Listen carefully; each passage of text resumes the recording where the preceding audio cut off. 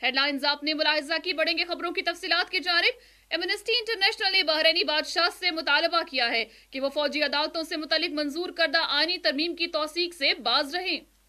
Bahrain की मजलिस शूरा ने 5 मार्च को आइन के आर्टिकल 105 बे में तरमीम को मुतफ़िका तौर पर मंजूर कर लिया था, जिसके नाफिजुल अमल होने के बाद आम शहरियों के मुकदमात का ट्रायल फौजी अदालतों के इख्तियार में होगा। बैनुल-अक़वामी इंसानी हुकूक के निगरान इदारे ने इस आइनी तरमीम के पीछे मकासद पर अपनी भरपूर तशवीश का इजहार करते हुए आम शहरियों के फौजी अदालतों में ट्रायल की सख्त मुखालफत की है। बैनुल-अक़वामी इंसानी हुकूक के निगरान इदारे ने इस आइनी तरमीम के पीछे मकासद पर अपनी भरपूर तशवीश का इजहार करते हुए आम शहरियों की फौजी अदालतों में ट्रायल की सख्त मुखालफत की है। एमनेस्टी इंटरनेशनल ने बहरीनी हुकाम पर जोर दिया है कि वो आम शहरियों के मुकदमात फौजी अदालतों के बजाय बैनुल-अक़वामी कानून मुकदमा के मनसफाना ट्रायल, मयारी हक, इंसाफ की बुनियादी ज़रूरियात और कैदियों के हुकूक को मद्देनज़र रखते हुए इन शराइत पर पूरा उतरने वाली मजाज आज़ाद और गैर जानबदाराना अदालतें कायम करे, जहां इंसाफ होता हुआ भी नजर आए। एमनेस्टी इंटरनेशनल ने अपनी रिपोर्ट में कहा कि 2011 में बहरीन में मार्शल लॉ नाफिज था,